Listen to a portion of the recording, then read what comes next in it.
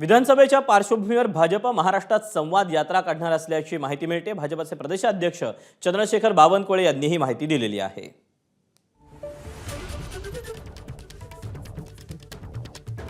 या महाराष्ट्रात एक संवाद यात्रा निघणार आहे। या संवाद यात्रेतनं आम्ही जनतेपण जाणार आहोत, कसे खोटारडेपणा केला तो सांगणार आहोत आणि शिंदे फडणवीस सरकार, अजित पवार सरकारने काय चांगले कामं केले हे मांडणार आहोत। आणि आम्हाला विश्वास आहे जनता ही कन्फ्यूज एखाद्या वेळी होतं, पण जनतेला कन्व्हिन्स करून जनतेचे मतं हे विकासाकरता घेणे हे आमचा अजेंडा आहे। त्या अजेंड्यावर आम्ही काम करणार आहोत।